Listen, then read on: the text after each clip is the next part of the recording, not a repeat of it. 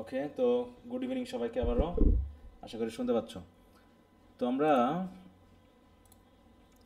Waiting for Godot এটা গতদিন পর্যন্ত কিছু আলোচনা করেছিলাম এবং তোমাদের শেষ করতে বলেছিলাম। সবাই কি শেষ করেছিলা পরে? জি স্যার। হ্যাঁ জি স্যার। স্যার। আচ্ছা, করছি স্যার। পড়ছো? পরে কি মাথা টাথা হ্যাঁ কিছু খারাপ স্যার। হয়েছে? স্যার খারাপের আর কি বলবো, আমার মনে হচ্ছে আমি বোধহয় পাগলই হয়ে গেছি। তাই না? যাক, এখন সুস্থ আছো তো শেষ করার পর? হ্যাঁ স্যার, মাথায় জল ঢেলে ঠিক হয়ে গেছিলাম পরে। আচ্ছা, ঠিক আছে। তো যাই হোক, আশা করি সবাই দেখছো। আহ, আসলে মডার্ন লিটারেচার বললাম তো, যে আগে থেকেই একটু বুঝতে হবে যে এই জাতীয় জিনিসগুলো আসলে কেমন কি হয়, হ্যাঁ, কিভাবে কি নির্দেশ করে। এই জায়গাটা একটু জরুরি, কারণ ইন্টারেস্টিং লাইফ না, মডার্ন এজের লাইফটা ইন্টারেস্টিং না, ঠিক আছে?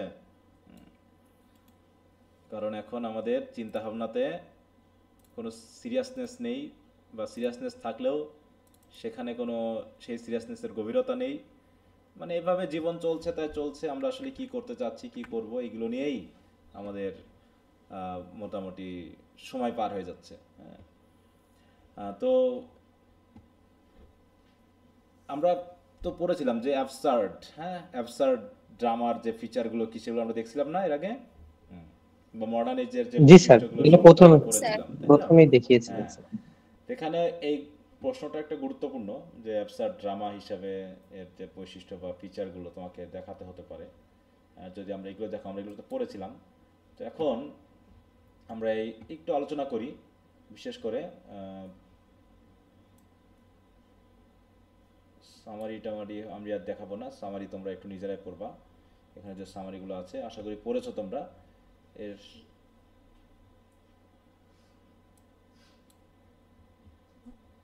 একটু এই যে ক্রিটিক্যাল অ্যানালাইসিসের এই জায়গাটুকু আমরা একটু দেখি। এই জায়গাটা আমি একটু পড়ি না। ক্রিটিক্যাল অ্যানালাইসিস থেকে আমরা সবচেয়ে বড় কথা হলো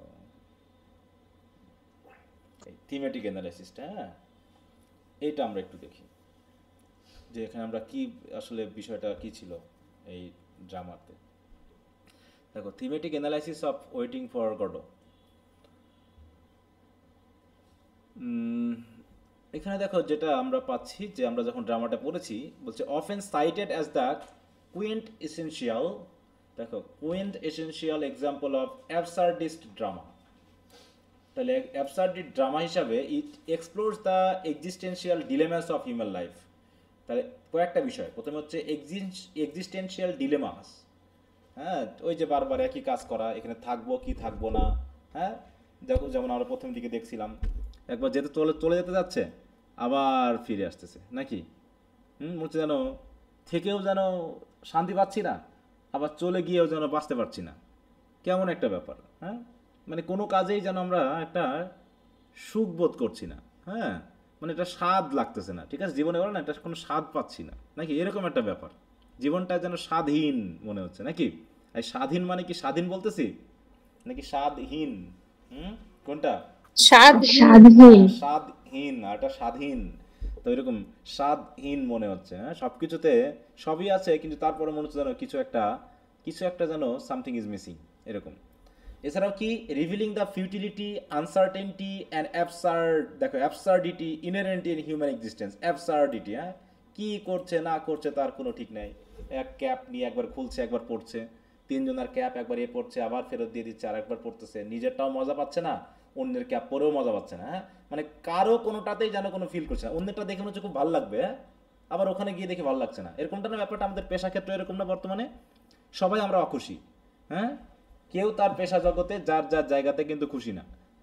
যার টাকা আছে সেও খুশি না, যার টাকা নেই সেও খুশি না, ঠিক আছে। তো যে হচ্ছে ম্যাজিস্ট্রেট সেও খুশি না, যে হচ্ছে প্রধানমন্ত্রী সেও খুশি না, যে হচ্ছে রিক্সা চালক সেও খুশি না। সবাই কেমন জানি একটা অনিশ্চিত জীবন যাপন করছি। হুম এরকম একটা ব্যাপার এখানে দেখানো হয়েছে।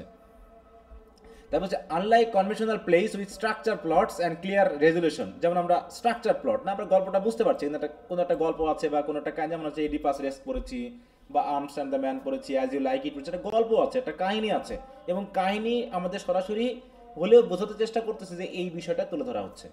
ইডিপাস রেসকে কি তুলে ধরা হচ্ছে আমরা গল্প পড়ে বুঝেছি। তারপর হচ্ছে arms and the as you like এটা কি বোঝানো হচ্ছে তা আমরা কিন্তু গল্প পড়ে বুঝেছি, কিন্তু ওয়েটিং ফর গডও পরে আমরা কি বুঝেছি? সরাসরি কোনো কিছু আছে জায়গায়, মানে সরাসরি আমাদের কিছু বলছে যে আমরা এটা বলতে চাচ্ছি আসলে, বলো তো? না স্যার। কোনো কিছু বলতে হচ্ছে না। আচ্ছা একটু ওয়েট করো, আজান হচ্ছে, একটু শেষ হয়ে যাক। হ্যাঁ,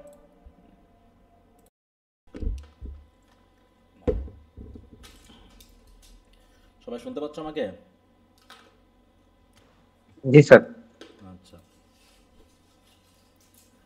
তাই বলছে দেখো এখানে কি হয়েছে, কয়েকটা জিনিস দেখাচ্ছে মেইনলি। দেখো Beckett's masterpiece emphasise waiting, inaction and repetition, এই তিনটা জিনিস বারবারই হচ্ছে, একই কথা বারবার বলছে।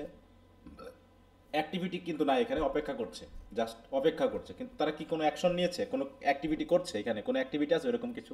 বলো। না স্যার। পরিশ্রম করা, মারামারি করা, কাউকে, কোনো কিছু নাই।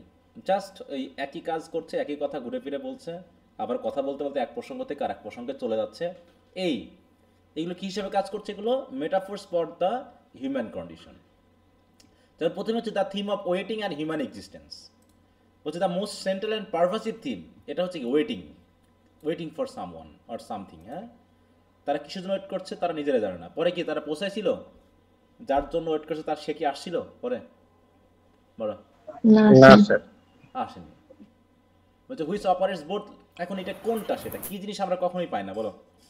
আমরা অপেক্ষা করি কোনো কিছুর জন্য, সব কিছুর বিনিময়ে আমরা কিছুর জন্য অপেক্ষা করি, যে ওইটা আমরা আশা করি পাওয়ার জন্য, কিন্তু সেটা আমরা পাই না। সেটা কি বলো তো? আমরা অনেক সুখ কিছু নাকি মনে স্যার? করতে পারি, সুখ শান্তি। আমরা অনেক কিছু মনে করতে পারি, এটা গডও আসলে অনেক কিছুই মিন করতে পারে। কিন্তু আমার কাছে যেটা সবচেয়ে মনে হয় সেটা হলো যে সব কিছুই আমরা করি একটা মানসিক শান্তি, হ্যাঁ, স্বস্তির জন্য, কিন্তু সেটাই যেন আমরা পাই না। হ্যাঁ, একদম মৃত্যুর আগ পর্যন্ত আমরা পাই না, কখনোই পাই না। তাহলে দেখো, তাই বলছি এখানে ওয়েটিংটা হচ্ছে সবচেয়ে central theme, which operates both literally and metaphorically. হ্যাঁ, যে ভ্লাদিমির যাকে ডিডি বলা হচ্ছে, এস্ট্রাগন যাকে গোগো বলছে, spend both acts waiting for the enigmatic মানে গোডো হু নেভার অ্যারাইভস, সে কখনো আসেওনি আর। তাহলে waiting as a metaphor for life, বিশেষ করে দেখো the act of waiting symbolises the human condition itself. কারণ কি আমাদের লাইফটা এরকম, হ্যাঁ, life is portrayed as a period of anticipation, যেখানে আমরা কি করি, সিক মিনিং, আমরা সেটা মিনিং খুঁজি, হ্যাঁ, পারপাস খুঁজি, কিছু না কিছু আমরা আশা করি, কিন্তু কি হয় সেটা কখনোই আমরা পৌঁছতে পারি না। তারপর দেখো human beings suspended between birth and death, এইটুকুর ভিতরে, হ্যাঁ, জন্মের পর এবং মৃত্যুর আগ পর্যন্ত আমাদের ছেড়ে দিয়েছে যে যা খুশি তাই করো। এবং এই অবস্থানে আমরা করি কি দেখো, search for significance in meaningless world, আমরা মিনিংলেস ওয়ার্ল্ডে কিছু খোঁজার চেষ্টা করি। ঠিক আছে, তো তাহলে আমাদেরকে সাসপেন্ডেড করে দেওয়া হয়েছে, নাকি আমাদের ছেড়ে দেওয়া হয়েছে মৃত্যুর পরে, জন্মের পর থেকে মৃত্যুর আগ পর্যন্ত। এই সময় আমরা যা খুশি তাই করতে পারি। আমাদের প্রত্যেকের জীবনে আমরা যা কিছু করি সেটাই তো আমাদের কাছে গুরুত্বপূর্ণ বলে মনে হয়, নাকি? আমরা গুরুত্বপূর্ণ বলেই তো সেই কাজগুলো করি না, বলো তো? বলো। এখন জি স্যার। তুমি যে ক্লাস করতেছো, তাহলে তুমি এটাকে গুরুত্বপূর্ণ মনে করছো বলেই তো ক্লাসটা করতেছো। এবং যার কাছে মনে হচ্ছে আমি ক্লাস না করে বন্ধুর সাথে গল্প করব, তাহলে সেটাই তার কাছে গুরুত্বপূর্ণ বলেই সে তো এই কাজটা করছে, তার হলো তেমনি এমনি করতো না। হ্যাঁ, এবং তার কাছে মনে হচ্ছে ক্লাস করে তার কোনো লাভ নাই, তার অন্য কিছু করলেই বরং ভালো লাগবে, তা সেটা তাই করতেছে। অর্থাৎ প্রত্যেকটা জীবনেই সে তার নিজের মতো করে জীবন চালাচ্ছে, এবং এই প্রত্যেকটা কিছু করার পেছনে একটা উদ্দেশ্য আছে, পারপাস আছে, আর সেই পারপাসটাই হচ্ছে সে গড়। কিন্তু আসলে সে পারপাসটাকে কি দিয়ে বিবেচনা করতে চাই সেটা আসলে সেই সময়ের সাথে সাথে বুঝতে পারা যায়। হ্যাঁ, যেমন ইডিপাস কি চেয়েছিলেন, ওদিকে সেই আমাদের মরিয়া, তাই তো, রাইডার্স টু দ্য সি, সে কি প্রত্যাশা করেছিল? তারপর হচ্ছে সার্জিয়াস রায়না কি চেয়েছিল, ব্লান্সলি কি চাচ্ছিল, লোকা কি চাচ্ছিল, লোকার একরকম উদ্দেশ্য, তাই তো, ব্লান্সলির একরকম উদ্দেশ্য, ব্লান্সলির বাবার এক রকমের উদ্দেশ্য, সার্জিয়াসের এক উদ্দেশ্য, রায়নার এক উদ্দেশ্য, সবার কি উদ্দেশ্য কি একটা আছে না প্রত্যেকের, কিন্তু সবাইকে একরকম করে ভাবে, বলো? সবাইকে একরকম করে কিন্তু কেউ ভাবে না। কিন্তু সবাই আমাদের জীবনটাকে সিগনিফিকেন্ট মনে করে, যে আজকে খুন খারাপি করতেছে, অন্যকে খুন করতেছে, সে মনে করছে এটাই আমার জন্য সিগনিফিকেন্ট কাজ। আবার কেউ মনে করছে না, অন্যের জীবন বাঁচানোটাই আমার জন্য সিগনিফিকেন্ট কাজ। কেউ ভাবছে যে ডাকাতি, চুরি, দুর্নীতি করে টাকা ইনকাম করাটাই সিগনিফিকেন্ট কাজ। আবার কেউ মনে করছে সৎভাবে জীবনযাপন করাটাই আমাদের সিগনিফিকেন্ট কাজ। অতএব তাহলে কোনটা আসলে ঠিক এই ক্ষেত্রে আমরা জানি না কোনটা ঠিক, কিন্তু আমরা সবাই নিজ নিজ অ্যাক্টিভিটির মাধ্যমে কিছু করার চেষ্টা করতেছি এবং সেটা করে আমরা মানসিক শান্তি সহ কিছু একটা প্রত্যাশা করছি। এছাড়া বলছে দেখো, waiting also underscore the fluidity and circularity of time in the play, it is act mirrors the other. একটা অ্যাক্ট, যেখানে কয়টা অ্যাক্ট আছে টোটাল বলো তো, কয়টা অ্যাক্ট? দুইটা। দুইটা act, হ্যাঁ, ওই দুইটা অ্যাক্টেই কি একই একই ঘটনা ঘটছে না? ঘুরে ফিরে দেখো তো, খুব বেশি ডিফারেন্ট বা খুব বেশি ভ্যারিয়েটিভ কোনো কাজ আছে? আমরা তো জানি যে আমরা অন্যান্য যে সকল ড্রামাগুলো পড়েছি, এক একটা অ্যাক্ট বা সিন শেষ হয়েছে আর একটা সিন এসেছে, অন্য ভিন্ন ধরনের অ্যাক্টিভিটি হয়েছে, অন্য ধরনের কাজ হয়েছে, কিন্তু এখানে অ্যাক্ট সিন চেঞ্জ হচ্ছে, টাইম মানে অ্যাক্ট চেঞ্জ হওয়া মানে কি টাইম চেঞ্জ হওয়া, হ্যাঁ, মনে করো বয়স চেঞ্জ হওয়া, কিন্তু আমাদের কাজ ঘুরে ফিরে সব একই। তাই বলছে suggesting that human life is repetitive, stagnant and devoid of progress. এখানে আসলে অ্যাক্ট সিন না করলে সমস্যা হতো? এই যদি দুটো অ্যাক্টে ভাগ না করতো তাতে কোনো সমস্যা হতো এই ড্রামাতে? বলো, খুব না একটা স্যার, একই তো, একই ঘুরে জিনিস। ফিরে একই না কাজ, স্যার। কিন্তু দেখাচ্ছে যে আমাদের একটা পট পরিবর্তন হয়েছে, আমরা বড় হয়েছি বা আমাদের সিচুয়েশন চেঞ্জ হচ্ছে, কিন্তু ঘুরে ফিরে আমরা সব একই জিনিস করতেছি। তারপরে দেখো, time appears both endless and immobilising, reinforcing the sense of utility in human end affairs. এছাড়াও সাইকোলজিক্যাল ডাইমেনশন আছে, waiting shapes the character psychology, they oscillate between hope and despair, relying on the promise of god's arrival to give their lives structure and purpose. মানে তারা ভাবছে কেউ এসে আমার জীবনটাকে হয়তো ভালো করে তুলবে, আমার এই অশান্তিকে দূর করবে, আমার এই টেনশনটাকে দূর করবে, আমার জীবনটাকে সাজিয়ে তুলবে। অন্যের অপেক্ষায় আছি, অন্যের মাধ্যম দিয়ে আমি আমার জীবনটাকে গড়ার চেষ্টা করছি, কিন্তু আসলে সেগুলো হচ্ছেই না, সেই জিনিসটা কখনো আসেইনি। এরকম অনেক মানুষ আছে যারা অন্যের উপর ডিপেন্ড করে নিজের জীবনটাকে গড়তে চায়, ঠিক আছে তো, গড়ে নিতে চায়, কিন্তু এরকমটা কি সবসময় হয় বলো? অনেক ছেলেমেয়ে আছে যে বাবার টাকা পয়সায় মনে করে তাদের জীবন চলে যাবে। আবার অনেকে আছে বাবার টাকা পয়সা আছে কি না আছে সেটা দেখে না, সে তার নিজের জীবনটা নিজের উপরে কি করে নেয়, তৈরি করে নেয়। তো এক একজন এক একভাবে বিষয়গুলোকে বুঝতেছে। স্যার, অন্যের উপর ডিপেন্ড করা এটা সব থেকে বড় ভুল কাজ। হুম হুম এটাই পৃথিবীর মানুষ অধিকাংশই চায়, ঠিক আছে, অধিকাংশই এটাই চাই যে অন্যের, আমরা প্রত্যেকটা পদেই জীবনটা আমার, কিন্তু যেন জীবনটা আমি অন্যের উপর ডিপেন্ড করে গড়ে নিতে চাচ্ছি। এই জায়গাটা, এই যে মনে করো যে আমরা পড়াশোনা করতেছি, তারপরেও আমরা অপেক্ষায় থাকি যে স্যার আমাদের কি বলবে, কোনটা পড়তে বলবে, কোনটা নিষেধ করবে, সেই অপেক্ষায় থেকে আমরা আমাদের সময়গুলোকে পার করছি। কিন্তু আমরা টিচারেরা হয়তো তোমার ওই ব্যাপারটা নিয়ে ভাবছিই না, আমাদের হয়তো ওটা মাথার মধ্যেই নাই। তোমার জীবন তোমার, আমার জীবন আমার, আমি আমাকে নিয়ে ভাবছি, তুমি তোমাকে নিয়ে ভাবছো, কিন্তু তুমি আমি হয়তো কারো না কারো উপরে আবার ডিপেন্ড করছি, হয়তো যার উপর ডিপেন্ড করছে সে হয়তো আমাকে নিয়ে ভাবছেই না, ঠিক আছে তো। অতএব আমাদের ওই যে বলছেন আমরা হেল্প করবো, এস্ট্রাগন, তারপর হচ্ছে ভ্লাদিমির, একজন একজনকে হেল্প করতে যাচ্ছে, কিন্তু কেউ কাউকে কি হেল্প করতে পারছে বলো? পারবে?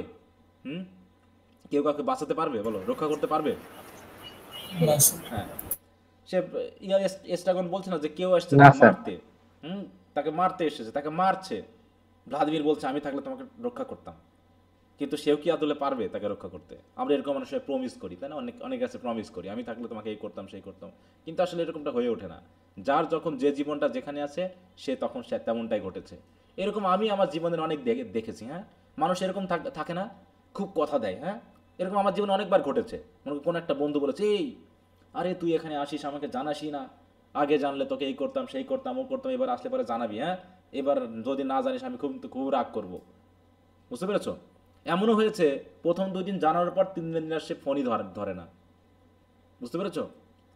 3 দিনের দিন আর সে ফোনই ধরে না, কিন্তু সে কথা দিয়েছিল, সে বলছে এবার মনে আসছে। এরকম অনেক অনেক ঘটে, অনেক দেখছি যে কথা দেয় আসিস এই হবে সেই হবে, না আসলে এই হবে, কিন্তু যখন যে আসার জন্য সত্যি যখন যাওয়ার জন্য ভাবি তখন আর সে ফোনও ধরে না, সে আর দেখাও করে না, সে আর তখন আচরণটা বোঝা যায় যে আসলে কেমন এই এই জায়গাগুলোতে।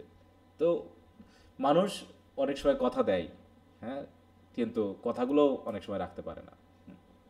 এবার সবচেয়ে যে ক্যাপ যে পরিবর্তনটা, হ্যাঁ, আমরা পরিশ্রম না একটা যে ক্যাপ পরিবর্তন করছে, তাই না, যে ওদিকে আমরা দেখলাম ভ্লাদিমিরের ক্যাপ, এস্ট্রাগনের ক্যাপ, আর হচ্ছে কি লাকির ক্যাপ নাকি, লাকি। হ্যাঁ, এই 3টা ক্যাপ sir. 3 জনই পড়তেছে খুলতেছে আবার ফেলে দিয়ে আরেকটা পড়তেছে, তারটাও আসতেছে চক্রাকারে, তারটাও আসতেছে, এস্ট্রাগনেরটাও আসতেছে, ভ্লাদিমিরের কাছে তবে লাকিরটাও আসতেছে, কিন্তু কোনোটাই সে স্বস্তি বোধ করছে না। তার মানে কি আমরা এরকম কারোর দিকে তাকিয়ে ভাবি ওর জীবনটা কত সুন্দর, হ্যাঁ, ওরকম জীবনটা যদি আমার হতো সেই জীবনটা যখন আবার আসতেছে তখন আবার ভালো লাগছে না, তখন হচ্ছে ওই জীবনটা হলে ভালো হতো।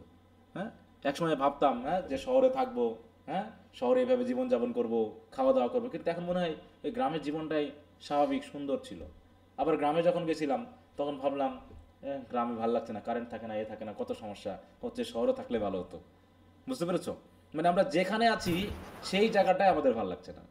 এই ব্যাপারগুলোকে কিন্তু সরাসরি হয়তো দেখাই, নাটকে কিন্তু সরাসরি কোনো কিছু বলছে না, কিন্তু কোনো কিছু মিন করছে।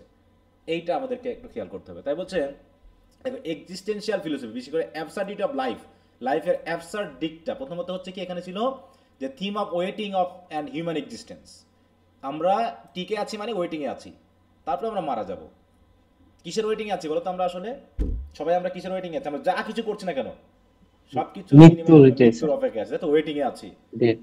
ওয়েটিং করা মানে এক্সিস্ট করা, ঠিক আছে তো? তারপরে শেষ হয়ে যাওয়া। আর এই এক্সিস্টিং অবস্থায় আমরা যা খুশি তাই যে যার মতো করে যাচ্ছি। কেউ প্রচুর পড়াশোনা করে বিদ্বান হয়ে যাচ্ছে, আবার কেউ পড়াশোনা করে কী লাভ হবে, পড়াশোনাকে লাথি মেরে ফেলে দিয়ে নিজের মতো করে জীবন চালাচ্ছি, আনন্দ বিনোদন করে সময় কাটাচ্ছি।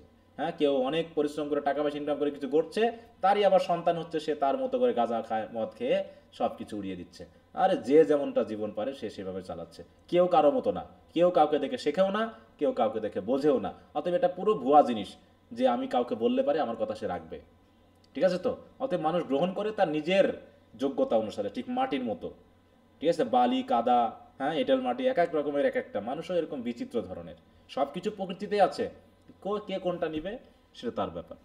তারপরে দেখো, তারপরে কি বলছে, temporal ambiguity, waiting also underscores, sorry আমি তো পড়লামই, বলছে ইনকোহেরেন্স অফ কমিউনিকেশন, ওই যে মিলছে না কথার সাথে, হ্যাঁ কে কে কথা বলতে বলতে আর এক কথায় চলে যাচ্ছে, হ্যাঁ এক কথা বলতে বলতে আর এক কথায়, ও কি বলতে যাচ্ছে এ জানা বুঝতেছে না, আবার বুঝলেও পরক্ষণ আবার ভুলে যাচ্ছে। এই যে ব্যাপারগুলো, এগুলো কিচ্ছে যে কমিউনিকেশনের ক্ষেত্রে আমাদের যেন কোনো লিঙ্ক নাই।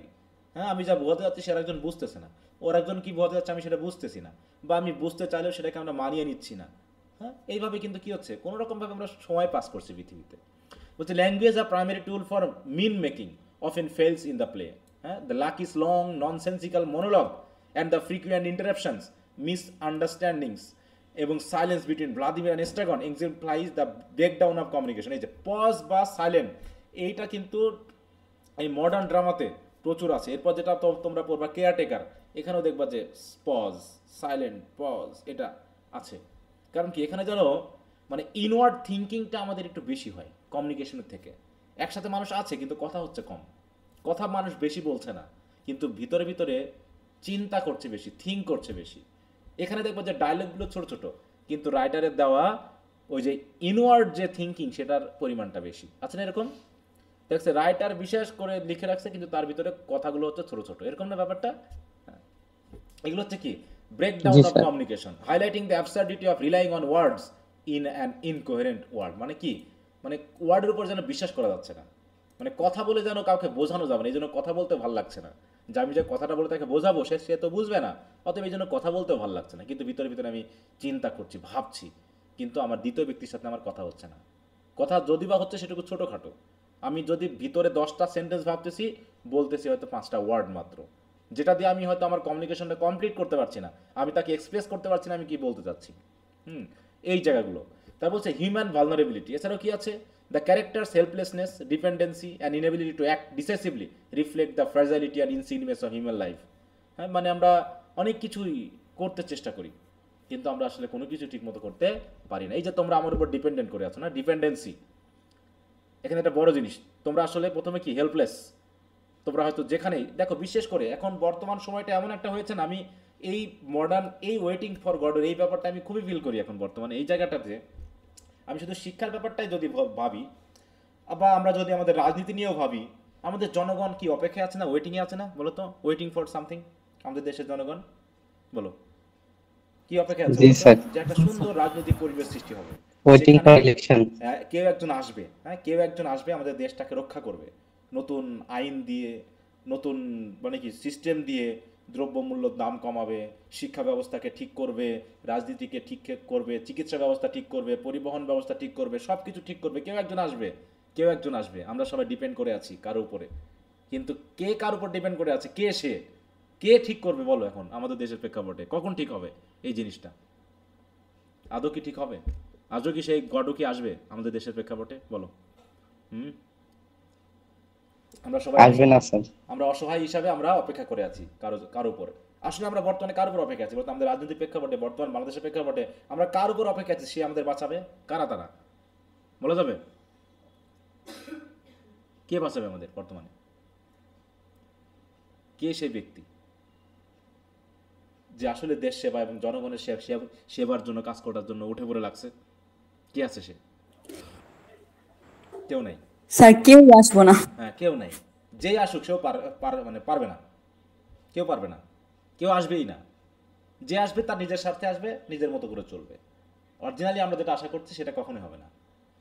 এবং তোমরা দেখো, এই যে একটা বিষয়, যে শিক্ষা ব্যবস্থা যেটা বলছিলাম, বর্তমানে শিক্ষার জায়গাটাকে আমরা কি অবস্থায় নিয়ে গেছি তারপরে আছে বলো? যেটা এখন বর্তমানে আমাদের ঢাকা ভার্সিটি বলো, তুমি যে কোনো পাবলিক ইউনিভার্সিটি বলো, তুমি প্রাইভেট বলো, তারপরে গভর্নমেন্ট কলেজ টলেজ সব বলো, নাকি শিক্ষার একটা ছেঁড়া বেড়া অবস্থা। কনক্রিট যে শিক্ষার ব্যাপারটা সেটা যেন বর্তমানে নেই। স্টুডেন্টরা অসহায়, তারা হেল্পলেস, তারা টিচারের উপর ডিপেন্ড করতেছে। But teachers are unable to act properly for the students. ঠিক আছে, দেখো এখানে কি হচ্ছে, এই তিনটার ভিতরে কোনো লিঙ্ক পাচ্ছি না আমরা। হেল্পলেস কেউ ডিপেন্ড করছে কারোর উপরে, কিন্তু যার উপর ডিপেন্ড করছে সে ইনেবল, তাই তো? মানে আনেবল, সে তাদের জন্য যথাযথ কাজ করতে পারছে না। পারছি বলো আমরা? টিচাররা পারছি না বলো? স্টুডেন্টরা হেল্পলেস, কি পড়তে গিয়ে কি পড়তে হবে, সঠিক দিক নির্দেশনা পাচ্ছে না। স্যার সত্যি কি স্টুডেন্টরা হেল্পলেস স্যার? আমার তো মনে হয় অবশ্যই তারা এরা তো স্যার এই যে হেল্পলেস বলেই তারা কিন্তু দৌড়ে বেড়াচ্ছে। একটা জিনিস খেয়াল করো, তার কারণ তাদের ভিতরে সঠিক দিক নির্দেশনা নাই। একজন স্টুডেন্ট আমাকে কিভাবে বলছে, দেখো এই যে ফার্স্ট ইয়ারের পরীক্ষায় আমি অবাক হয়েছি, এই কারণে এটা বলছি কথাটা। একজন স্টুডেন্ট এই যে ফার্স্ট ইয়ার রাইটিং স্কিলস পরীক্ষায় এসেছে এক্সটর্শন মানে হচ্ছে চাঁদাবাজি, তাই তো? সে লিখে আসছে কি জানো? Price hike. সে বলতে, স্যার আমি তো প্রাইস হাইক লিখে আসছি, কারণ ওটা বুঝি নাই বলে আমি রিপোর্ট লিখে আসছি, কিন্তু প্রাইস হাইক লিখে আসছি কারণ ওটা পড়ে গেছিলাম। আমাকে কি স্যার 2-3 মার্কও দিবে না বলো তো? সে আসছে এক জিনিস, লিখছে আর এক জিনিস, আবার সে প্রত্যাশাও করছে যে স্যার 2-3 মার্ক দিবে তাকে। এই প্রত্যাশা সে কেন করতে পারলো বলো তো? নিশ্চয়ই সে এসএসসি বা এইচএসসি লেভেলে এমন কিছুই করেছে যার জন্য সে মার্ক পেয়েছে, পাস করেছে, এবং এখনো ভাবতেছে সে যে এটাই হয়তো বা হতেও পারে। অতএব ফাঁকা রেখে লাভ কি? যা পড়েছি তা কমন আসেনি, অতএব যা পড়ে এসেছে সেটাই লিখে দিয়ে আসি না লেখার থেকে, নাকি? এটা কি ভালো না বলো?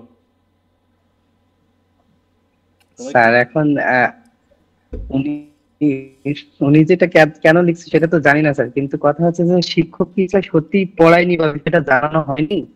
এখন উনি যদি না নেয় স্যার, আপনি যেমন বললেন যে স্যার কেউ ক্লাসটাকে গুরুত্ব দিতে না, ক্লাস করতেছে, তো উনি যদি ক্লাসের সময় গুরুত্ব না দিয়ে অন্য কোনো কাজ করে, তো এটা তো অবশ্যই জানানো হয়েছে, হয়তো যারা পড়েছে সবাই তো আর এই ভুল করেনি যে এক্সটর্শন আছে এক্সটর্শনই লিখছে, সবাই তো আর হচ্ছে প্রাইস হাইক লিখিনি স্যার। তাহলে অন্যরা যদি পারে, তাহলে এই ক্ষেত্রে ইনি ইনি পারলো না, এটা তো সমস্যা না স্যার? ওনার মধ্যে তো সমস্যা থাকতে পারে। আর স্যার স্টুডেন্টরা তো স্যার, স্টুডেন্ট এই ক্ষেত্রে হয়তো অসহায় হতে পারে স্যার। শিক্ষকের আমরা যেহেতু জিনিসটা জানি না, কিন্তু শিক্ষকের প্রতি আমাদের যে মানে যে তাদেরকে যে রেসপেক্টফুল করা উচিত, সেই দিক থেকে কি আমরা শিক্ষকের সেই সম্মানটা করি স্যার? সেটা তো করছি না স্যার। বর্তমানে যে প্রেক্ষাপট দেখতেছি, যে নিউজ গুলো দেখতেছি, কোথায় আমরা শিক্ষকদেরকে সম্মান করতেছি? তো সেই দিক থেকে শিক্ষক সবচেয়ে বড় বিষয়টা হলো, প্রথম যে জায়গাটা সেটা হলো একজন স্টুডেন্টকে তো তৈরি করতে হয়, তাই না? স্টুডেন্ট তার হয়ে ওঠে না। স্টুডেন্টকে একজন শিশু বাচ্চাকে স্টুডেন্ট করতে হয়, তার মানে সেই শিশু বাচ্চাটা অসহায়। একজন পিতামাতা যখন তার বাচ্চাকে স্কুলে ভর্তি করা হলো, সে পুরো অসহায়, সে এখন স্টুডেন্ট হবে, তাই নয় কি বলো? সে এখন স্টুডেন্ট হবে। এখন স্টুডেন্ট হওয়ার জন্য ওখানে মূল দায়িত্বটা কার? ওই বাচ্চার না ওই টিচারের? কার? সঠিক দিক নির্দেশনা কার কাছ থেকে আসবে? টিচারের। হয়তো সেই দিক নির্দেশনা সে পায়নি শিক্ষকের কাছে। ওই জায়গায় পুরো ডিপেন্ডেন্ট ছিল হচ্ছে ছাত্রটা বা স্টুডেন্টটা, পুরো ডিপেন্ডেন্ট ছিল হচ্ছে ওই টিচারের উপরে, কিন্তু সে তাকে সঠিক দিক নির্দেশনা দিতে পারেনি, বা প্রতিষ্ঠান তাকে সঠিক দিক নির্দেশনা দেয়নি। কি দেয়নি? তারাও সবসময় শিখিয়েছে তোমরা শুধুমাত্র মুখস্থ করো, যে করো তাই করো, ভালো মার্ক পাও। কখনো শেখার জন্য যে পড়াশোনা করা, এই কথাটা আমাদের বলেনি।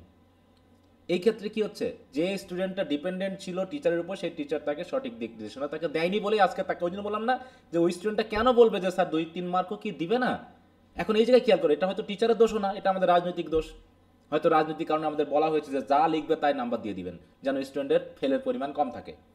তাহলে এটাও কি অবশ্যই অসহায় স্টুডেন্টরা, কারণ স্টুডেন্টরা শুধু টিচারের উপর তো ডিপেন্ডেন্ট না, সে তার পিতামাতার উপর ডিপেন্ডেন্ট, সে তার শিক্ষকের উপর ডিপেন্ডেন্ট, সে তার সামাজিক যে সকল সিনিয়র আছে তাদের উপর ডিপেন্ডেন্ট, সাথে সাথে পুরো দেশ পরিচালনা করছে যে সরকার ব্যবস্থা তার উপর ডিপেন্ডেন্ট।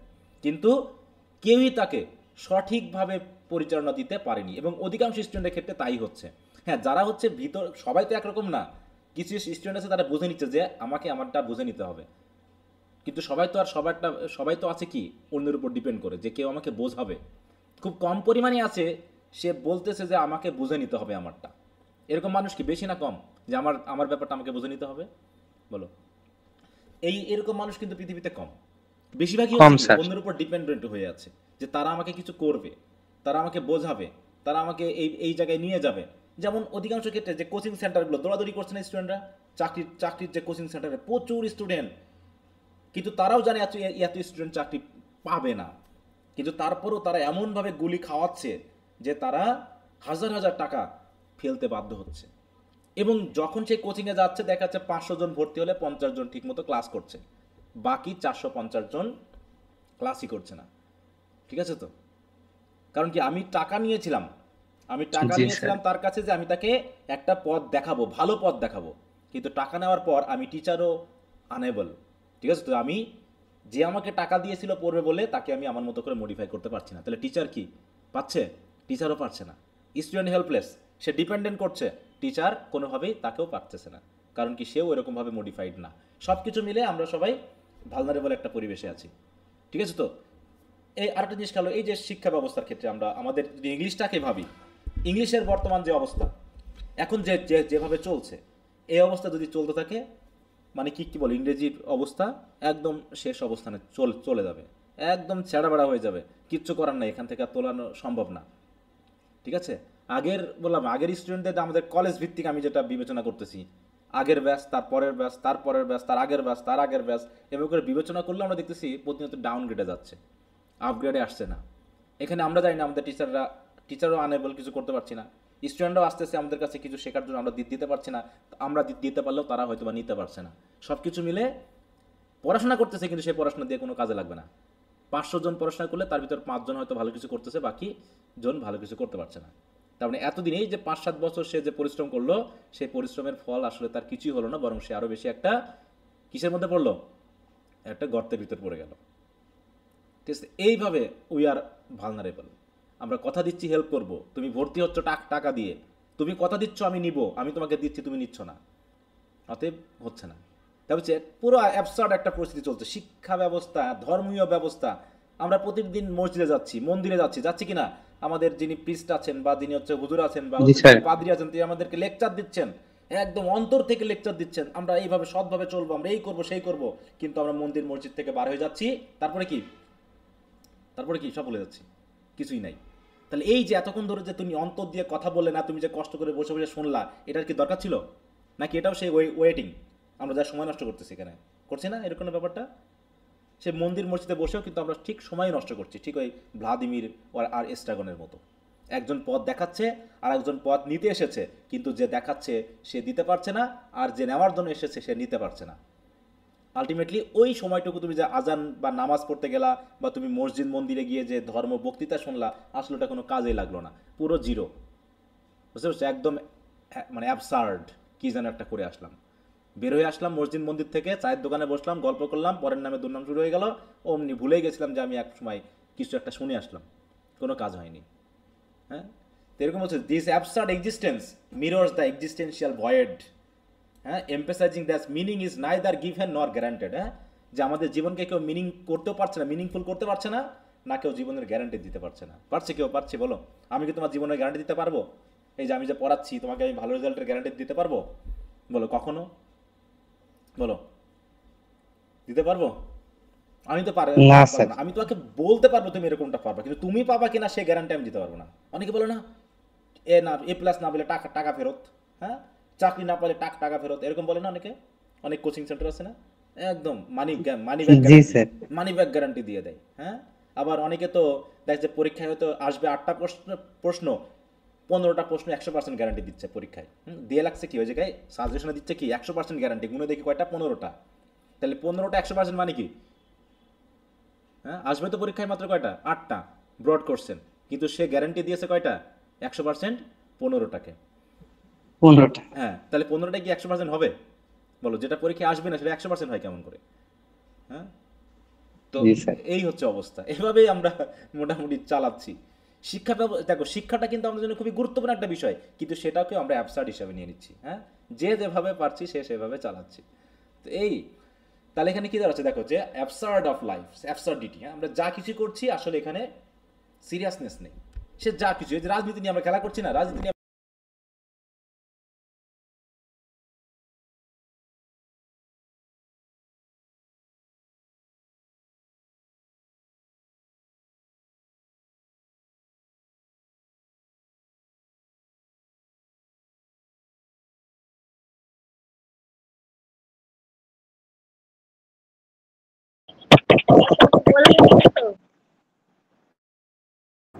স্যার শোনা যাচ্ছে না তো কথা। স্যার কেমন একটা সাউন্ড হচ্ছে মোবাইলের রিংটোনের মতো।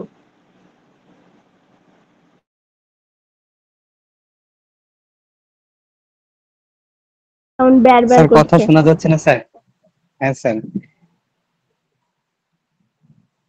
স্পিকারটাতে কোনো সমস্যা হয়েছে স্যার, একটু চেক করেন।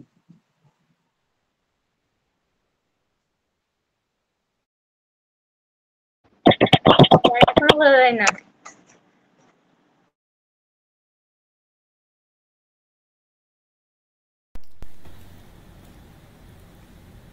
স্যার এখনো বোঝা যাচ্ছে না।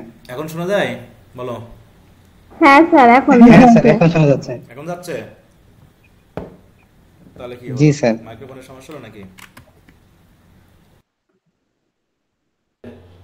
এবার হ্যাঁ স্যার যাচ্ছে। যাচ্ছে?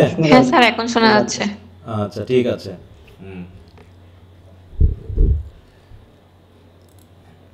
এরপর কি হচ্ছে দেখো, হোপ, ফেইথ অ্যান্ড ডিসপেয়ার। আমরা তো মোটামুটি বেঁচে থাকা মানেই তো আশা নিয়ে বাঁচা, নাকি? সে প্যাট্রিয়ট কবিতার মতো, যে যা কিছু ঘটে যাক শেষ পর্যন্ত আমাদেরকে তো আশা নিয়েই বাঁচতে হবে। তাহলে দেখো, the interplay between hope and despair. আমরা কখনো আশা করছি, আশাহত হচ্ছি, আবার আশা করতেছি, আশাহত হচ্ছি, এবার সময় পার হয়ে যাচ্ছে। দেখো, hope as a sustaining force despite repeated disappointment. আমরা প্রতিনিয়ত ডিসঅ্যাপয়েন্টেড হচ্ছি, পরীক্ষায় আমরা খারাপ রেজাল্ট করছি, আবার ভালো করার জন্য উঠে পড়ে লাগছি। হ্যাঁ, ওয়েটিং ফর গড। হ্যাঁ, গতকাল আসেনি, আজকে আসবে বলে অপেক্ষা আছি, আজকেও আসলো না। আগামীকাল আসলে অপেক্ষা আছি, আগামীকালও আসলো না। তারপরে অপেক্ষা আছি, হতাশ হচ্ছি, আবারও ভাবছি আসতে পারে। আবার দেখো, আমরা যখন হতাশ হচ্ছি তখন সে হতাশার জন্য আমরা কিন্তু কারণও খুঁজে নিচ্ছি কিনা বলতো? তারা ভাবতেছে যে গোডো হয়তো আসছিল, কিন্তু আমরা যখন এসেছিলাম তখন হয়তো সে চলে গেছে। ব্যাপারটা এরকম না? আমরা কিন্তু যে হতাশ হচ্ছি, সে হতাশার কারণগুলো কিন্তু খুঁজে নিচ্ছি, খুঁজে নিয়ে আবার নতুন করে আমরা হোপ তৈরি করতেছি। তারপর দেখো, despite repeated disappointment, Vladimir Estragon persist in waiting for Godot. This tenacity in the face of uncertainty reflects the human need for belief, expectation and faith, even when anticipation may be futile. যখন আমরা বুঝতে পারছি যে কিছু করার নাই, তারপরও আশা করে আছি। God becomes a symbol of possible salvation বা divine presence অথবা মিনিং, যাই বলি না কেন, which sustains the character psychologically। হ্যাঁ, যেটা হয়তো আমাদের মনের দিক থেকে আমাদেরকে টিকে রেখেছে। গডও জাস্ট একটা কি, একটা সিম্বল, যার উপর ভিত্তি করে একটা আশা নিয়ে আমরা বেঁচে আছি, যে আমরা পাবো, হয়তো আমরা হয়তো এটাকে পেতে পারি, হয়তো কোনো কারণে গতবার পাইনি, এবার আমরা পাবোই, এরকমটা আমরা ভাবছি। হ্যাঁ, ভেবে কি করছি, আবার সামনের দিকে এগিয়ে যাচ্ছি। ডিসপেয়ার আর ডিসইলিউশনমেন্ট। হ্যাঁ, তারপর কি, the constant deferral and ultimate absence of god. দেখো, অ্যাবসেন্ট হচ্ছে, আমরা ভাবছি সে আগামীকাল আসবে, আগামীকাল এসে অপেক্ষা করছি, কিন্তু সে আসছে না। এখানে আমরা ডিসইলিউশনমেন্ট।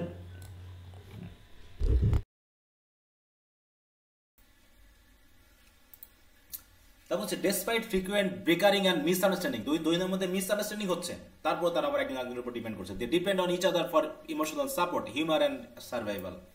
This interdependence reflects the social dimension of human existence, highlighting that even in absurdity human seeks companionship. হ্যাঁ, এর ভিতরে মানুষ কি করছে, কম্প্যানিয়নশিপ বা কি খোঁজে বলো, সঙ্গ খোঁজে, তাই না?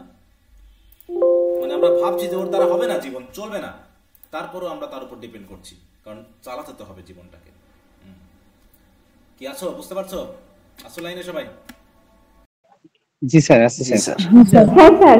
এবার হচ্ছে পাওয়ার ডাইনামিক্স। এবার হচ্ছে সেকেন্ডারি ক্যারেক্টার, যেমন পোজো এবং লাকি প্রোভাইড আ কন্ট্রাস্ট। পোজো অথরিটেড, যখন একজন হচ্ছে কি অথরিটেটিভ, হ্যাঁ, আর একটা হচ্ছে কি সাবভার্সিভ, মানে একজন হচ্ছে লো এবং হাই সমাজের মানুষ, দুইজন আবার নিয়ে আসা হয়েছে।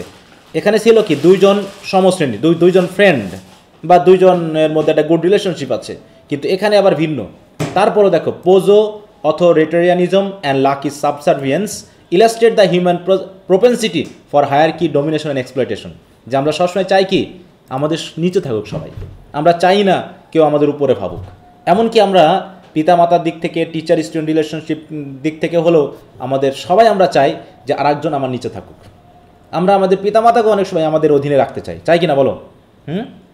বড় হওয়ার সাথে সাথে আমরা কি চাই যে আমরা আমাদের পিতামাতার অধীনে থাকবো বলো, নাকি পিতামাতা আমার অধীনে থাকুক? কোনটা চাই আমরা বলো? এক সময় আসে বাবা মা যখন বৃদ্ধ হয়ে যায়, বৃদ্ধ হয়ে গেলে কেমন হয় বলো?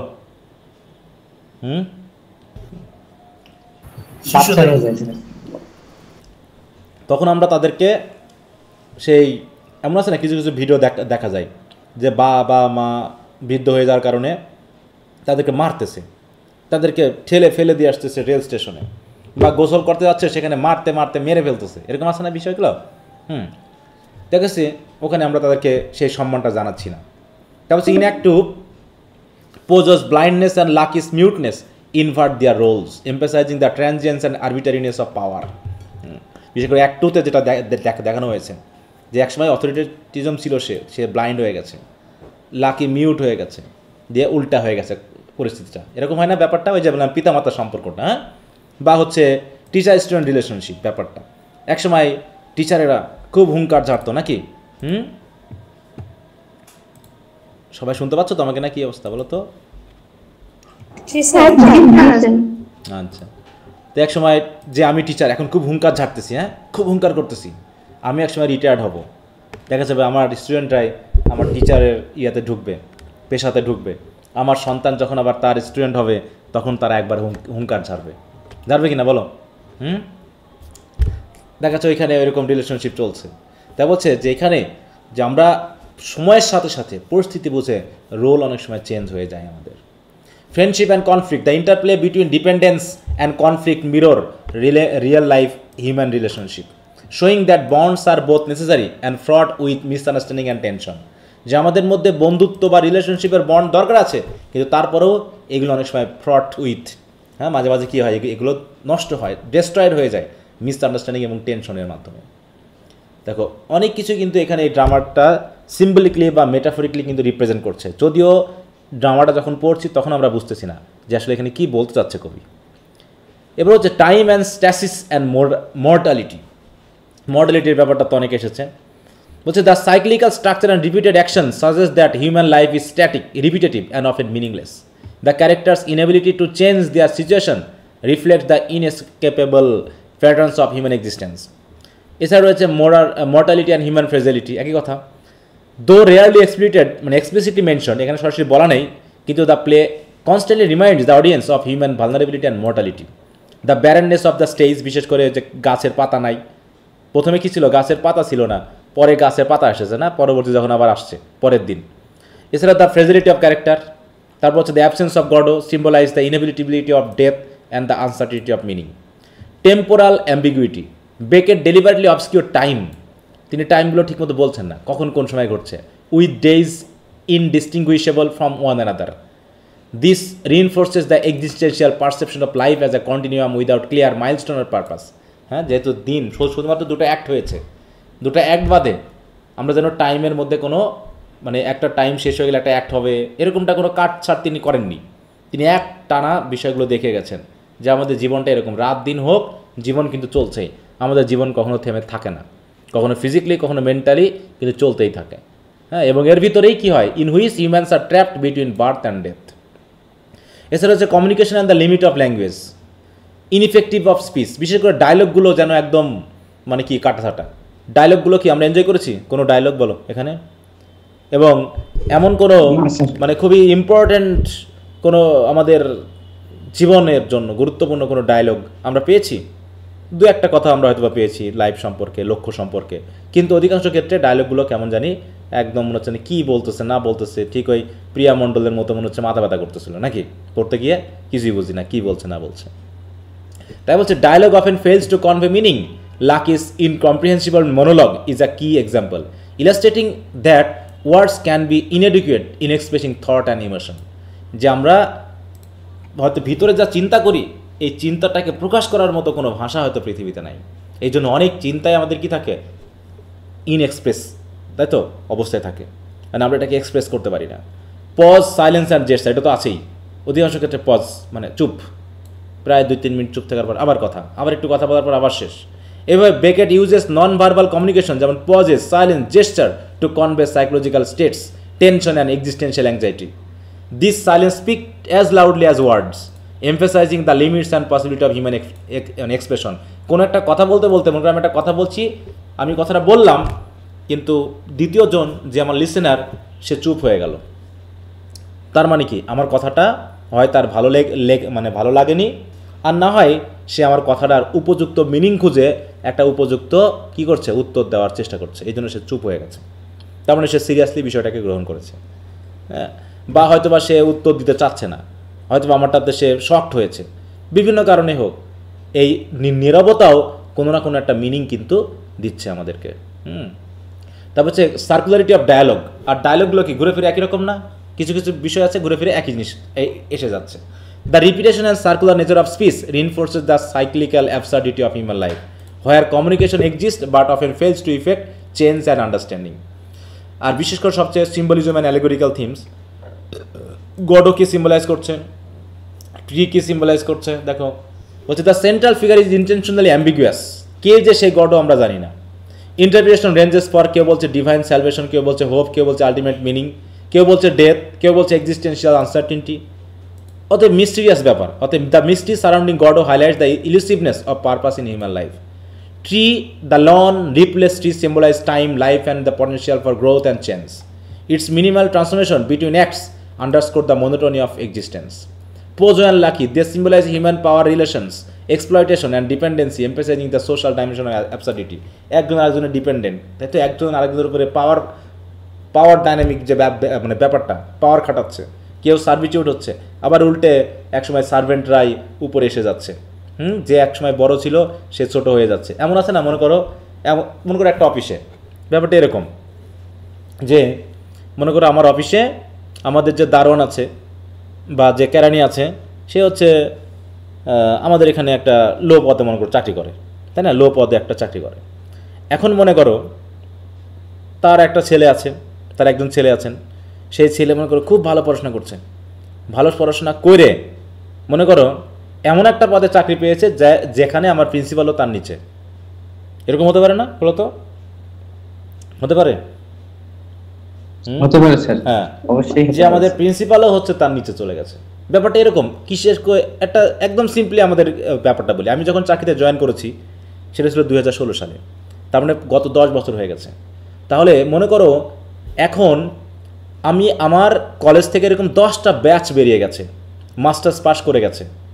এমন কি হতে পারতো না যে প্রথম 5 বছরে আমাদের যে সকল ছেলে মেয়ে মাস্টার্স পাস করেছে তারা বিসিএস পাস মানে বিসিএসের মাধ্যমে তারা প্রশাসন ক্যাডারে জয়েন করেছে, ঠিক আছে তো, তারা প্রশাসন ক্যাডারে জয়েন করেছে, করার পর আমি এখনও 9ম গ্রেডে আছি, কথা বুঝতে পারছেন? মনে করো আমি জয়েন করার 4 বছর পর তারা জয়েন করেছে, জয়েন করার পরে তারা যে পদ পেয়েছে তারা গ্রেড হিসাবে দেখাচ্ছে যে তার পরবর্তী 5 বছরের মধ্যে তারা 6ষ্ঠ গ্রেড পেয়ে গেছে, আর আমরা শিক্ষক হিসাবে এখনও 9ম গ্রেডে আছি।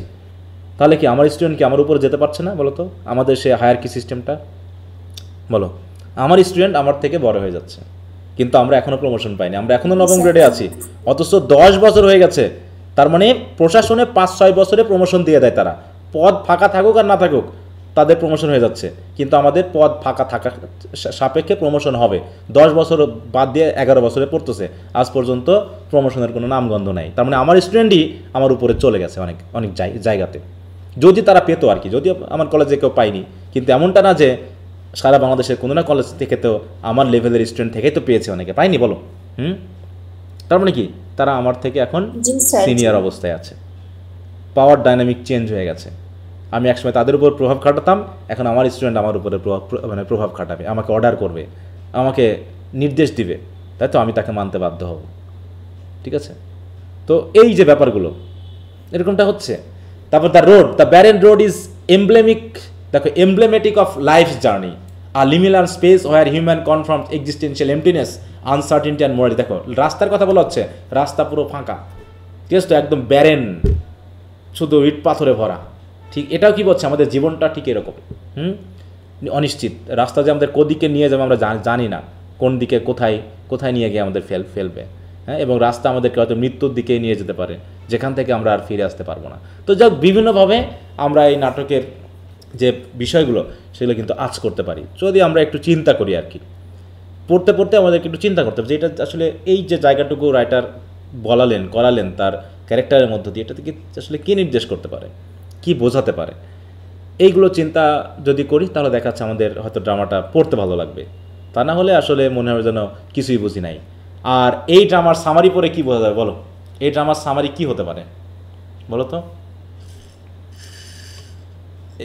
এই ড্রামার কি সামারি পরে কোনো কাজ হবে বলো? কোনো কাহিনী? হ্যাঁ, যদি কেউ অন্তত টেক্সটটা না পড়ে তাহলে তার সামারি পরে কোনো কাজ হবে না। আসলে কি বুঝবে সে, কি বোঝাতে যাচ্ছে? এটাই একমাত্র স্যার লিটারেরি জিনিস স্যার, যেটা টেক্সট না পড়লে কিছুই বোঝা যাবে না। বোঝা যাবে না নাকি? পরীক্ষায় অ্যানসার করা খুব মুশকিল। তুমি টেক্সটই বুঝবা না, মানে ব্যাপারটা এরকম, তুমি টেক্সটই বুঝবা না নাকি? আর সামারি তো অনেক দূরের কথা। অতএব টেক্সট পড়ো। আসলে স্যার টেক্সট বুক বুঝতেই মাথা খারাপ হয়ে যায়। হ্যাঁ, টেক্সটই বুঝতেছো না, আবার তুমি সামারি কি করে বুঝবা? তো এরকম আর কি বিষয়টা, ঠিক আছে। আচ্ছা, তো এখানে দেখো পলিটিক্যাল অ্যান্ড সোশ্যাল অ্যানালাইসিস, এটা বলছে Pozzo and Lucky's dynamic illustrate expression authority and social inequality while the characters helplessness reflect the arbitrariness of societal system. তো এখানে যাই হোক আমি থিমেটিক আইডিয়াটা একটু দেখালাম, তোমরা একটু ভালো করে পড়বা। আর অ্যাবসার্ড ড্রামা হিসাবে তো এর কিছু ব্যাপার আছে, আমরা একটু আলোচনা করে নিব।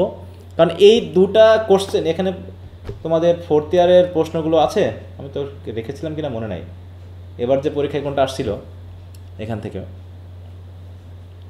দেখি তো একটু।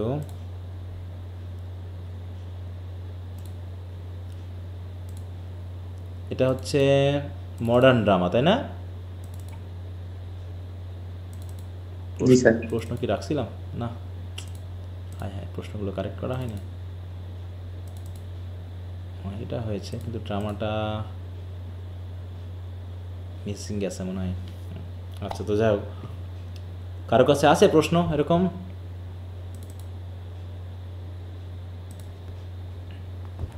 আচ্ছা, তো যাই হোক, এখন খোঁজার দরকার নাই।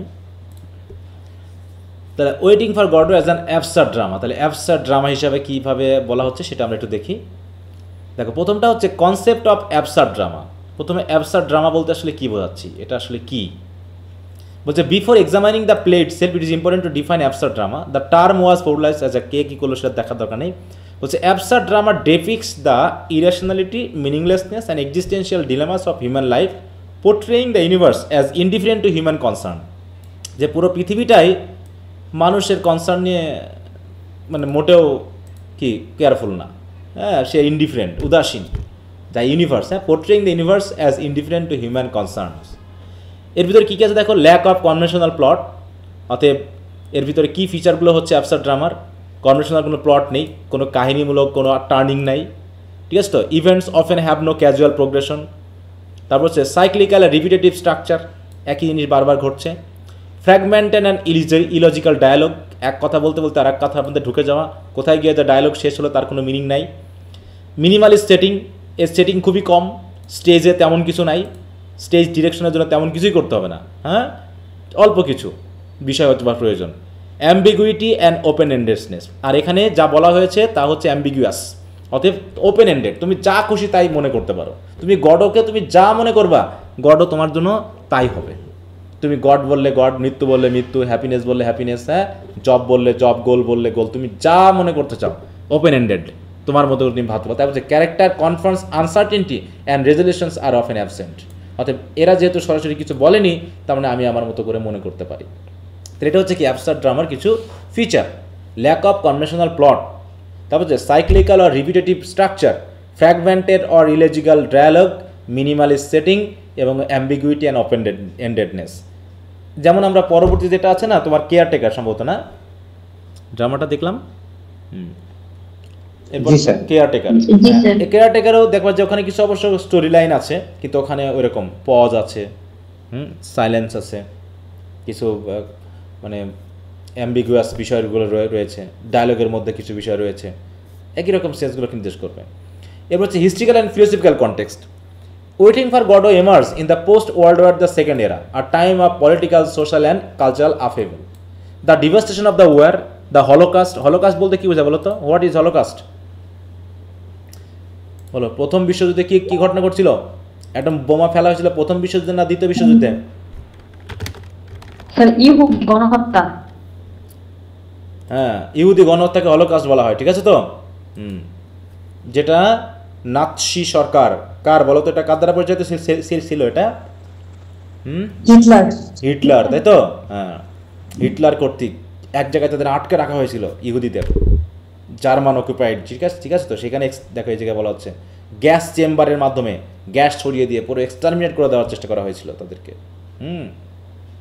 তা হচ্ছে হলোকাস্ট নন অ্যাজ, দেখো, as Hebrew in soya was a genocide of European Jews। দেখো ক্লাস প্রমাণে শেষ হবে এটা। আচ্ছা, আমি আবার লিঙ্ক দিব, সমস্যা নেই।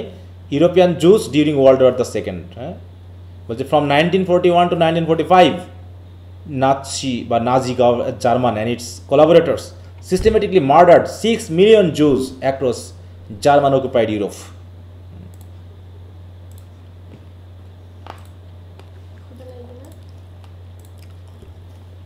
তোমারই কথা শুনতে পাচ্ছ সবাই? জি sir.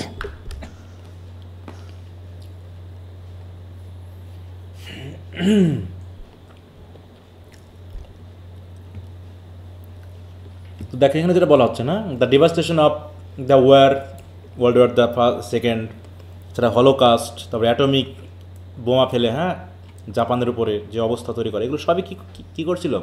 War speed, disillusionment and existential anxiety সৃষ্টি করেছিল আমাদের ভিতর, তাই না? অতএব হিউম্যান সাফারিং, লস, মানে সবাই আমরা কী উদ্দেশ্যে আসলে যেতে যাচ্ছি? এখানে কে কি আমরা করতে যাচ্ছি? এই যে বোমা মারা হলো কেন? এই যে এতগুলো মানে কী বল, ইহুদিকে হত্যা করার উদ্দেশ্যটা কি? হত্যা করে কি হবে? এর ভিতরে কি সবাই কি, এর ভিতরে নিষ্পাপ মানুষ কি নাই? এর উদ্দেশ্য কী ছিল? এর মানে গোলটা কি? এই যে অ্যাক্টিভিটিটা আমরা করছি, এই যে যুদ্ধ চলছে, এর উদ্দেশ্যটা কী ছিল?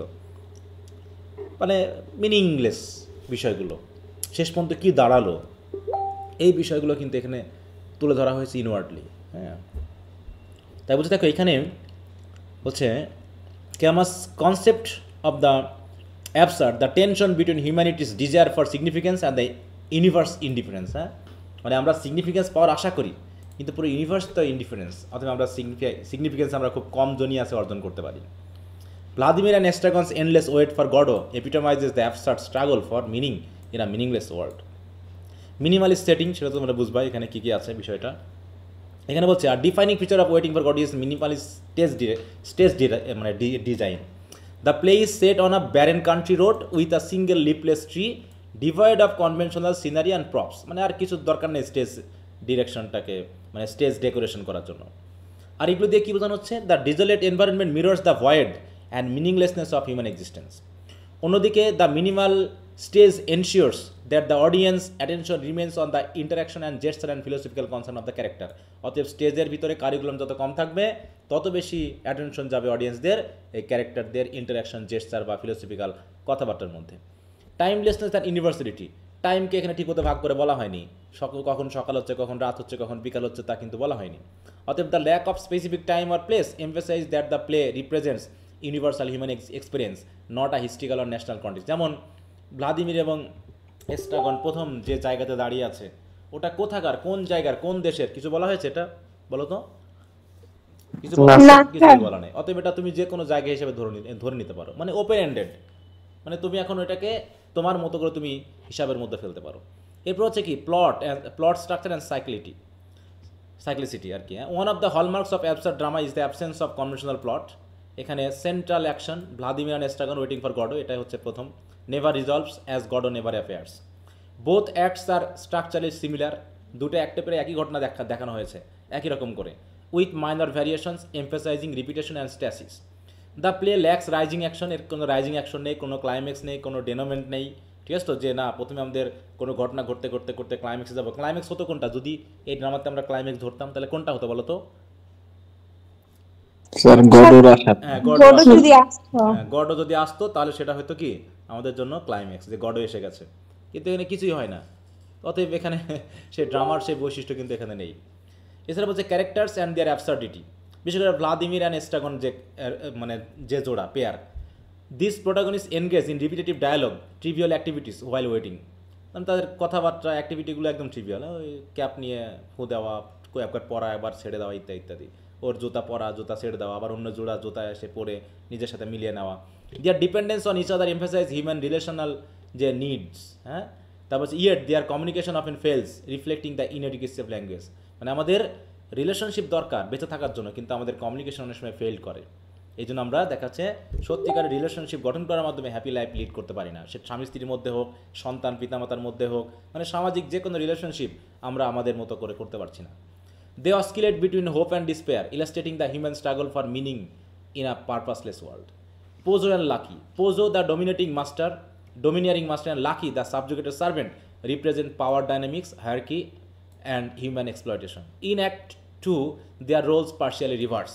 Pozo becomes blind, Lucky mute, demonstrating the arbitrariness and fragility of social authority, যে কখন কার কি ঘটবে তার কোনো নিশ্চয়তা নেই। Goddo never appears, remaining an enigmatic presence. The ambiguity of Goddo allows to symbolize hope, God, salvation and the meaning of life depending on interpretation. His absence underscored the inaccessibility of the certainty and fulfillment. অর্থাৎ তার অনুপস্থিতি মানেই অনেক সব কিছু কি আমাদের জীবনে কি পূরণ হয় বলো তো? বা আমরা সব কিছু আমরা যেমনটা চাই তেমন কি সবসময় হয় বলো? যেমনটা চাই না স্যার, কোনো সময় কিন্তু হয় না। আমরা যেমনটা চাই সেটা কিন্তু কখনোই এক্স্যাক্টলি তেমনটা হয় না, হয় কিছুটা এদিক ওদিক, আর না হলে একদমই হয় না। কিন্তু একদম আমি যেমনটা চাইবো তেমনটা কিন্তু কখনোই হয় না। অতএব সার্টেনটি বলে কিছু নাই, অতএব এইখানে সেই জায়গাটা তুলে ধরা হয়েছে। এরপর হচ্ছে ল্যাঙ্গুয়েজ অ্যান্ড কমিউনিকেশন, হ্যাঁ, এগুলো হচ্ছে কি অ্যাবসার্ড ড্রামার যে বৈশিষ্ট্যগুলো, এখানে ল্যাঙ্গুয়েজগুলো কেমন থাকে? অ্যাবসার্ড কোয়ালিটির থাকে। ফ্র্যাগমেন্টেড ডায়ালগ আমরা পেয়েছি, দেখো লাকিস মোনোলগ বলছে Lucky's deliver a long incoherent speech, যেগুলো অধিকাংশই হবে কি ইনকোয়ারেন্ট এবং meaningless, that exemplifies the breakdown of language as a vehicle for meaning. Humor and word play, Beckett integrates comic element like trivial arguments, misunderstanding and slapsticks to underscore absurdity while mitigating despair. Silence and pause এগুলো থাকেই এই absurd ড্রামার সবচেয়ে বড় বৈশিষ্ট্য। Pauses serve as a dramatic device conveying existential emptiness, tension and reflection. আর major theme তো আমরা পড়লাম, absurdity and futility, time and stasis, isolation and dependency, hope and despair, power and operation. Critical reception কী কী হচ্ছে এটা তো ক্রিটিকরা কী বলছে? Some critic are confounded by the lack of plot and resolution, আমাদের মতো কনফাউন্ডেড হয়েছে, ঠিক আছে? তো আমরা যেমন কোনো প্লট পাচ্ছি না, হ্যাঁ, আমরা কোনো রেজলিউশন পাচ্ছি না, এই জন্য seeing the play as meaningless or frustrating. Other recognize it as a revolutionary transforming theatre, হ্যাঁ, অনেকে বলছে এটা খুব ভালো হয়েছে। By presenting a philosophically rich, minimalist and existentially profound work, খুবই গুড ওয়ার্ক নাকি? হ্যাঁ, এটা জানাস। তাহলে আমরা কি এই গুড ওয়ার্কটা কি আমরা করতে পারছি কিছুটা, যেটা গুড ওয়ার্ক নাকি এটা অ্যাবসার্ড ওয়ার্ক, কোনটা বলো? আমাদের মতে আমরা কি পাইলাম? এটা অ্যাবসার্ডিটির মধ্যেই মানুষের জীবনের যে বাস্তবতাটা সেটা স্যার তুলে ধরা হয়েছে, এবং এর সাথে স্যার হিউম্যান লাইফের অনেক কিছুই স্যার মিলে যায়। সো এটা গুড ওয়ার্ক হিসাবেও স্যার ধরা যায়। তো যাই হোক, this is one of the best, হ্যাঁ, ড্রামা আর প্লেস ইন দ্য ওয়ার্ল্ড, সেই হিসাবেই দেখা হচ্ছে।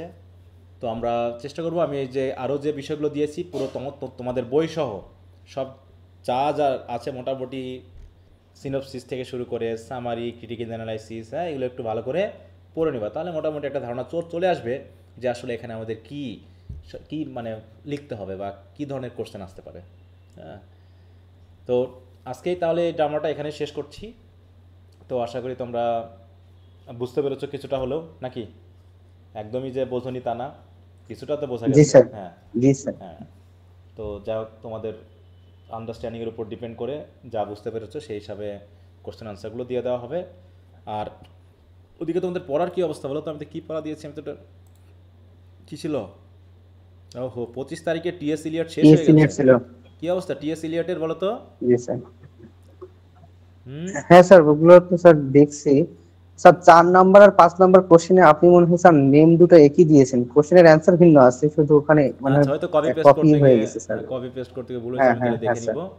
তাহলে আগামী দিন যদি টিএস ইলিয়টের পয়েমের কোশ্চেন আনসারে কোনো সমস্যা থাকে তো ভালো, সেটা নিয়ে আমরা আলোচনা করে তারপর আমরা পরবর্তী যে ড্রামাটা আছে সেটা শুরু করব, আর এর পড়াটা চেঞ্জ করে দিব। আর এই টেস্টের কি অবস্থা বলো, টেস্টের? টেস্ট শেষ হয়নি স্যার। স্যার একটু বাকি আছে।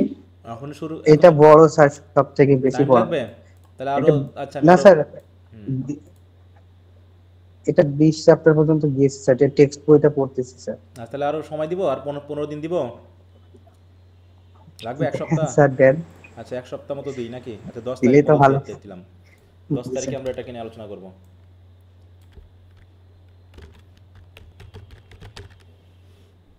আচ্ছা, তো ঠিক আছে, তাহলে এই তো মোটামুটি আমাদের আলোচনার বিষয় আমরা করলাম। তো এর মধ্যে তোমাদের একটা ক্লাস মিস গেছে তাই না?